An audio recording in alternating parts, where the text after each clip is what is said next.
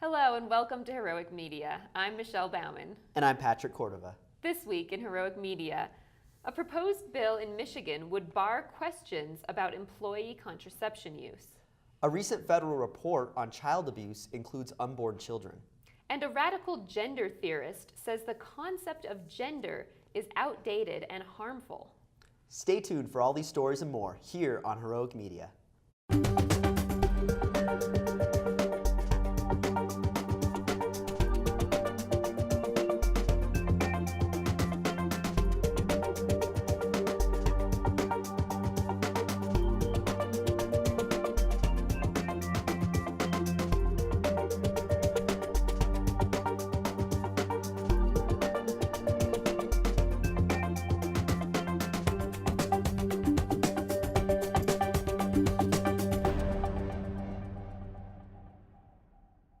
So here at Heroic Media, we explore news headlines that deal with a lot of issues surrounding family, marriage, life.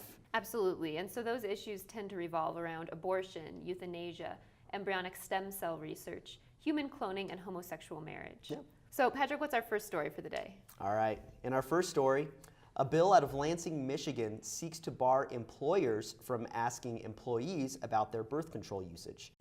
So the first thing that popped into my mind in this story was, I've never heard about like an employer asking for like, do you use birth control or do you plan to use birth control? Have you? It's an odd question, and actually the sponsors of the bill acknowledged in one of these news stories that they've never seen a case where this has actually happened. Right. They're just writing it to prevent it. They think it could come up in the future. So that was sort of an interesting statement. To me, it seems like it's more of a political statement than anything. Mm-hmm. Because it seems like it's this bill that, by the way, doesn't really have a good chance at passing due to how there's more Republicans than Democrats in this particular area. But it just seems like more of a political statement. And I know that the sponsors of the bill actually drafted this bill back up in January, and we're hoping that it would get a hearing recently, especially around the case of Hobby Lobby and the HHS mandate and all these lawsuits relating to this. Mm-hmm. So it seemed to be more of a political statement. I thought so too, especially because it's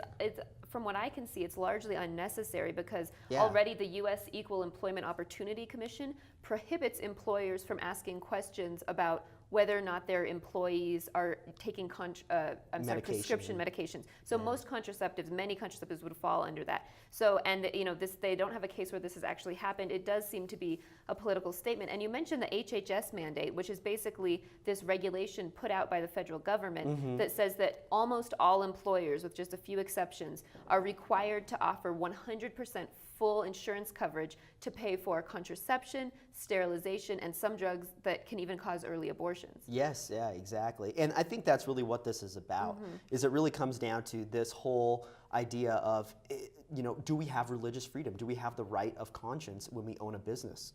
And that's really what they're trying to do with these types of bills, along with the HHS mandate, is they're trying to say that, okay, once you own a business, or if you're a business owner, you have no conscience rights. You cannot, you can't follow your own moral standards because you own a business. So therefore, you have to be an avenue for someone else to receive something that you see as immoral. And so I think that really violates religious liberty. Absolutely, and as we look at the HHS mandate, these accusations of a war on women if you oppose it, and saying that women are so oppressed and that you're trying to deny women the access to birth control if the employer's not paying for it. Well, let's wind back the clock 3 years before this mandate was even introduced. Were women being oppressed? Was there this shortage of birth control throughout the land? Well, we can actually look at a study that was released, a report from HHS, the same group that put out the mandate. Exactly. And it found that of sexually experienced women ages 15 to 44,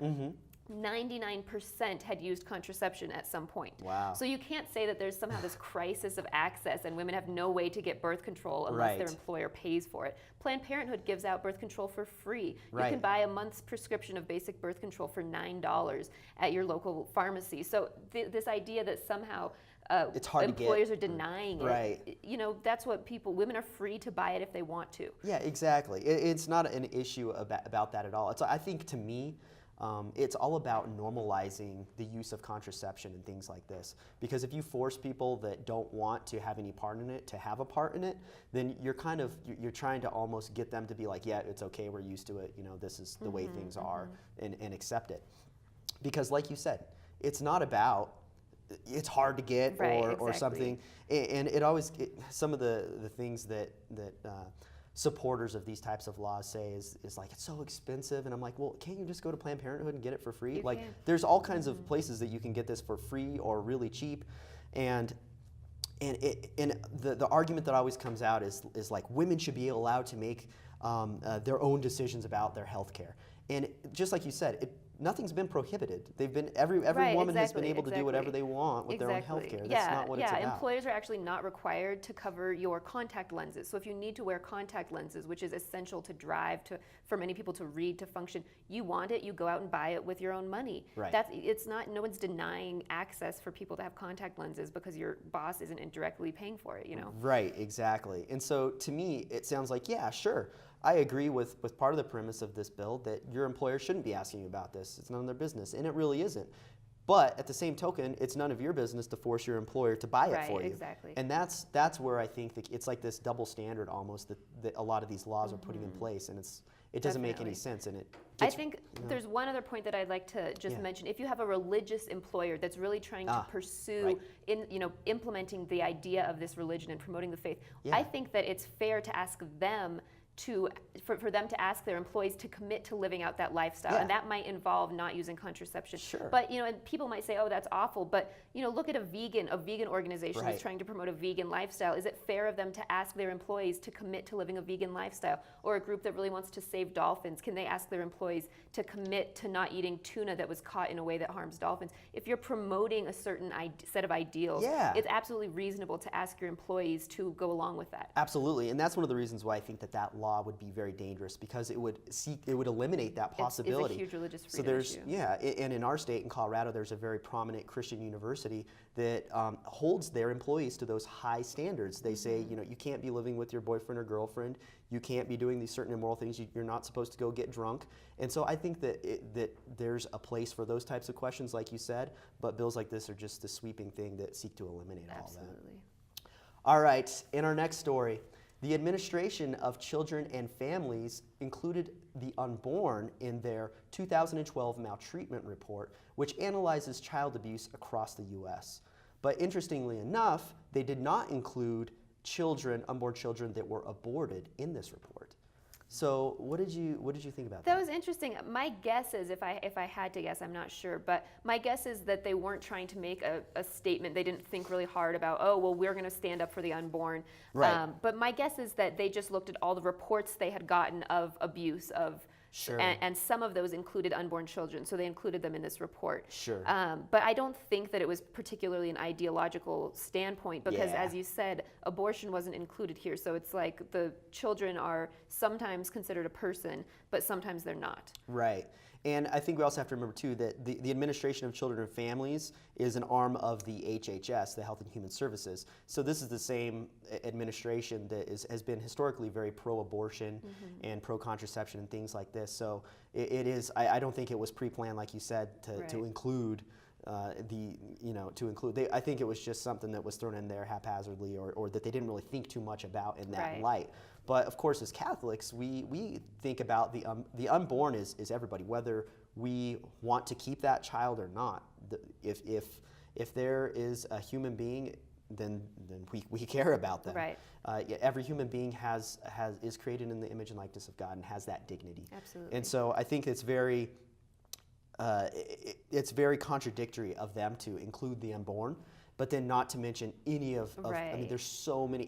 What's the number? If we look at it, it's interesting. They don't have the unborn on their own. They have the ages grouped off from 1 to 17, and then they just have this big chunk that's unborn, Yes. unknown, and ages 18 through 21 all All lumped lumps, together. yeah. So if we look at that group, there were over 1,700 cases of neglect in the 2012 report and over 800 cases of physical abuse. So we don't know how many of those were the unborn specifically, Right. but we do know that if we included abortion, those numbers would be over 1 million higher because over 1 million children are killed through abortion every year. That's just insane. And what would that do if they were released a report that said, 1 million, and people looked at this like, 1 million?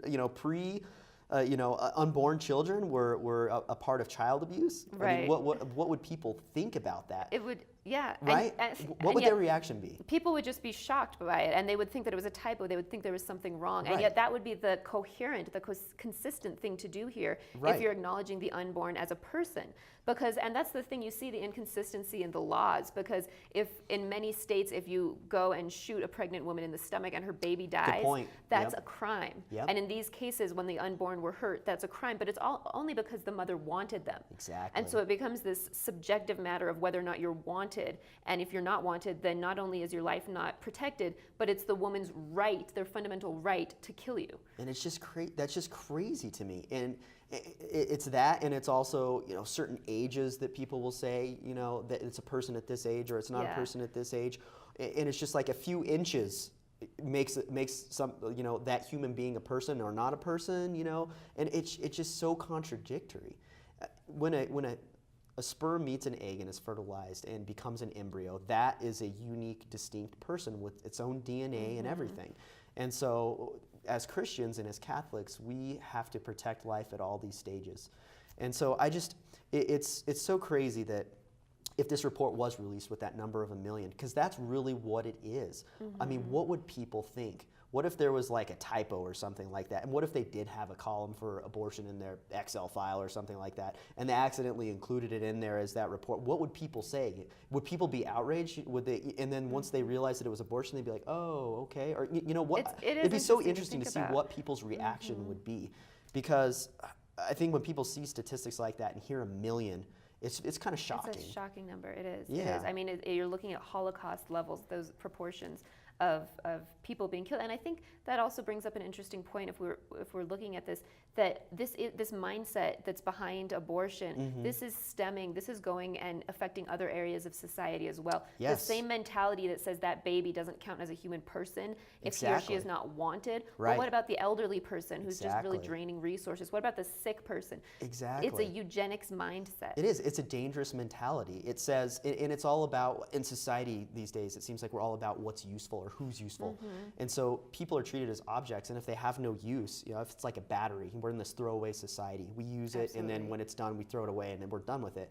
And so much today, it seems we have this materialistic mindset where we just treat people like a piece of something that is to be used and then throw away when it's done being useful as they see fit.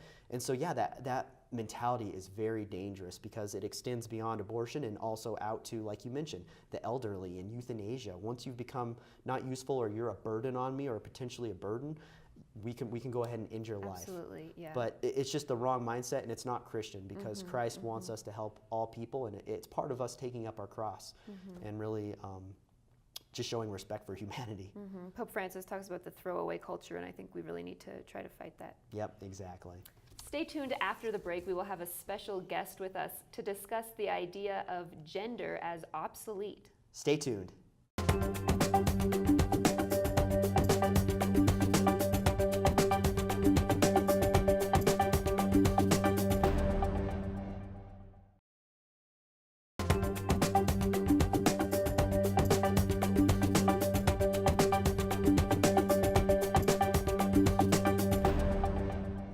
Welcome back to Heroic Media. In this segment of the show, we have a special guest with us, Dr. Christina Lynch, who is the Director of Psychological Services for St. John Vianney Theological Seminary in Denver. Dr. Lynch is also the president of the Catholic Psychotherapy Association. Dr. Lynch, thank you so much for joining us here today. It's my pleasure. Thank you for having me. Let's take a look at the story that we're going to be talking about. A gender theorist in Australia is warning about the dangers of transgenderism. Her argument is based on the idea that the entire concept of gender is outdated and even harmful. So, Dr. Lynch, as a Catholic psychologist, what do you think about the idea that gender is outdated and harmful? Sure, that's a great question, I think, and Ms. Jeffries takes very interesting positions in this. I'd like to say that gender, first of all, is such an important element in a person's identity formation. And identity is so important, as we know, especially as Catholics, rooted in Christ and obviously made in the image and likeness of God. But being male or female is an essential person of who we are as a human, just as a human. So having our sex identity determined by our subjective beliefs, thoughts, desires, just isn't going to happen. That's not going to be, because we're actually rooted in biology and nature. Right. And I think that that's one of the things that's the first two things that stood out to me when I heard this story and read about it.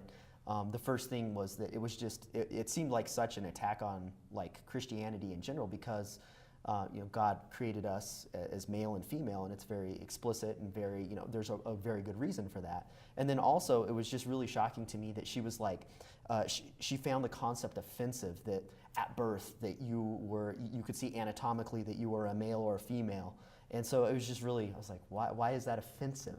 Maybe can you get a little bit more into why is that so offensive to her? Sure. Well, there's been obviously a history that's gone on in the feminist movement, from the very conservative feminists to the very radical feminists. And the interesting thing is most feminists, they even admit themselves, aren't even on the same page. Right. They're very divided in their ideologies, and they have different claims. And so they're always criticizing and contradicting each other in that. So I think Ms. Jeffries is more on the conservative side in that she doesn't believe sex assignment reassignment surgery is a good thing. Right. She also believes that gender is rooted in biology, as we do. And she also believes women, especially around the world, have really been discriminated against and murdered. Right. We just heard the story about the 200 or 300 students that were kidnapped over in Nigeria. And so she's valid in some of her points, I believe. However, she takes it to the extreme where her answer is, let's just eliminate gender altogether. Exactly. I thought that was so interesting that she identifies gender as the source of this oppression against women. I think one of the quotes that she has here, radical feminism considers gender as a sorting system for male domination, something that provides the bars of the cage that imprisons women in their daily life. And so this idea out there that she's saying radical feminists believe that gender is actually this prison, and that the only way to break free for women is to deny their very femininity, the very things that make them unique. Right. What's your thought on that? Well, correct. I mean, she's taking it, sort of throwing the baby out with the bathwater. She has the valid points, but yet some of the feminists believe that we're in a caste system with male dominance. Right. And gender, if you're in social constructionism, everything is dictated by the group and not by the individual. Right. So the group of masculine is dominating over the feminine. And if you remove the gender, then you, in her mind, will eliminate the discrimination. Exactly. And I think that, like you said, some of her points are valid. And I think that at some of the root of what her feelings are, I agree with. Like, I don't think that we should, obviously we shouldn't treat somebody different just based on their sex, whether they're male or female. So I like that idea. That's nice. But like you said, you're throwing the baby out with the bathwater, and she just makes this sweeping statement. And in a way, what you just said, Michelle, I think it almost makes it seem like she's even discriminating more against women, because she's saying, by erasing womanhood, right? Like, because she's saying womanhood's the problem, essentially. So she said, let's erase womanhood. You know what I mean? Exactly. So where's the beauty of male and female complementarity? We can't eliminate genders because it's biological. Right. And also, the beauty of all of that, which we know in the Catholic faith, is what makes us different and unique, and actually is the mirror of God here on earth. But for someone like Ms. Jeffries, she claims to be an atheist, as well as a lesbian and a feminist. And so when you take God out of the equation, what do you have left? I think it's so interesting, too, to look at the church's view on women. And we don't have this oppression of women that's, sometimes associated with or characterized as being part of the church. But what we have, if you actually look at church teaching, is an understanding of dignity and the idea that the woman cannot be treated as an object, whether that's through pornography or contraception or surrogate pregnancy or whatever. She's a human being with dignity. And this idea, especially of St. John Paul II, the feminine genius, that there are these characteristics that are feminine, but that they're not somehow this magnet for oppression. They're beautiful and they have dignity and they are contributing to human society in a very fruitful way. Yes, that's exactly right.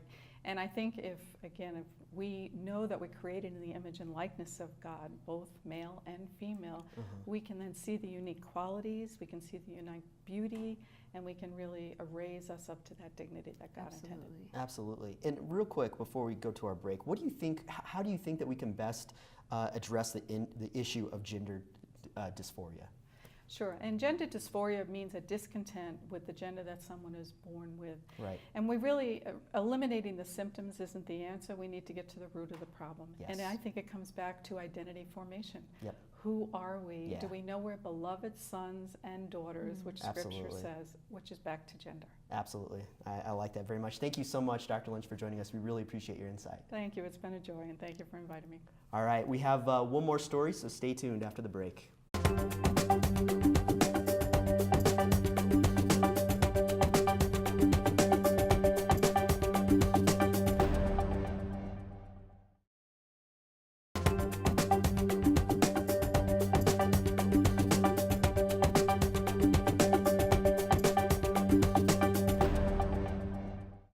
Hello and welcome back to Heroic Media. In case you're just joining us, I'm Patrick Cordova. And I'm Michelle Bauman.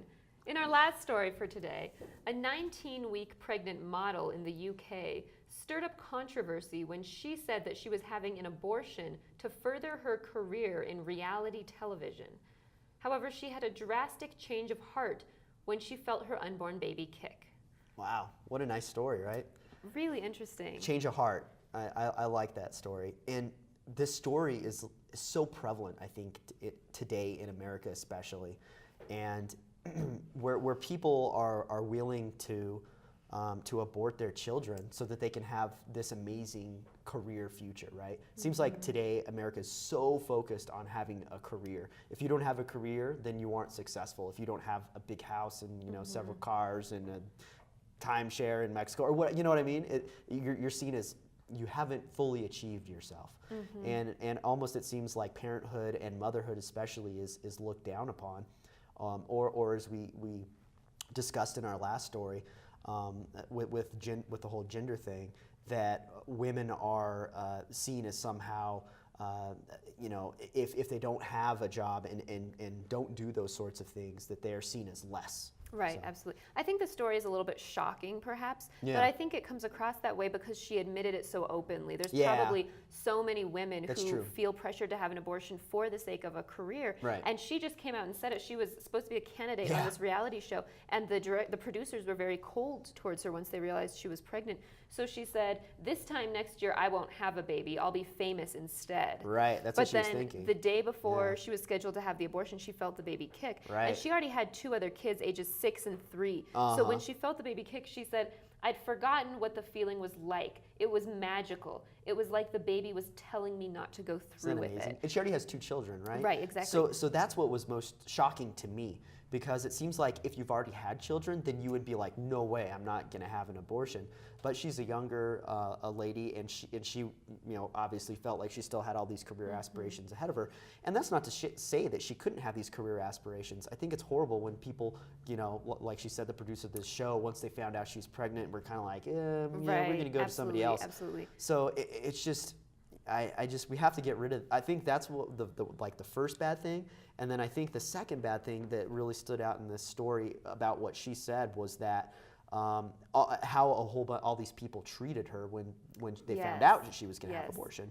And so I think as pro-life people, we have to be careful how we approach people that are considering having an abortion or that have already said, like she did, I'm going to have one. so that I can have my career. That is so true. She said that she received threats, she was harassed, all these people who were just so critical of her decision to have an abortion. We cannot be a pro-life movement that treats women that way, because this woman clearly, any woman who's considering killing her child is suffering. There's some pain there, there's a deep struggle going on there. This woman needs compassion, she needs prayer, and she needs help. She doesn't need threats, she doesn't need harassment. So there's no room in the pro-life movement for this. And sometimes I see sarcasm and insults on Twitter, from pro-life individuals, and no one is converted because someone yelled at them. That's no one had a change of heart because of that. They're a change of hearts from love and from prayer and from grace, which I think is the case here. After she felt this baby kick, she went and started watching YouTube videos of abortions, and she was really, really distraught. And then as she was driving to the abortion clinic the next day, she just said, I just couldn't do it. I really thought I would be able to go through with it, but I couldn't. I'd felt the baby kick for the first time. I couldn't get that feeling out of my head. So it's, and now she says that she wants to be the best mother that she can be, and she says, I lost control. I wanted to be famous so badly. I lost sight of what matters. And that's the key, right? People lose sight of what truly matters when you get wrapped up in all of what is material world and society. And we have to remember that we have to keep our focus on God and what He wants. And what He wants is life and love and happiness. And He knows that, if you abort your child, that you're not going to be happy, right? There's people have all kinds of psychological issues going on throughout their lives. And so we have to remember that and keep our focus on God. And I think one of the things that stood out to me was just the humanity of that situation. She felt that baby kick. And I think that's why laws like the ultrasound laws are so important, because people see and feel and know this is a baby. It's not like a clump of tissue. It's not something other than a human being growing inside of me.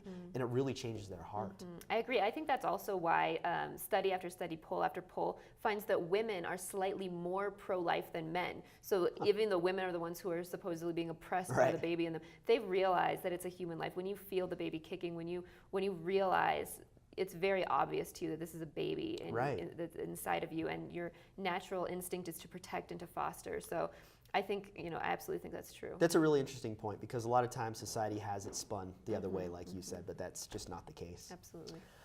All right, that's it for this week on Heroic Media. Please join us next week for all the up-to-date news on the pro-life issues that matter to you. Please feel free to write to us with any comments, questions, or news ideas at news@heroicmedia.org. And please visit our website at heroicmedianews.org, where you can read more stories like the ones we discussed tonight. Thank you so much for joining us.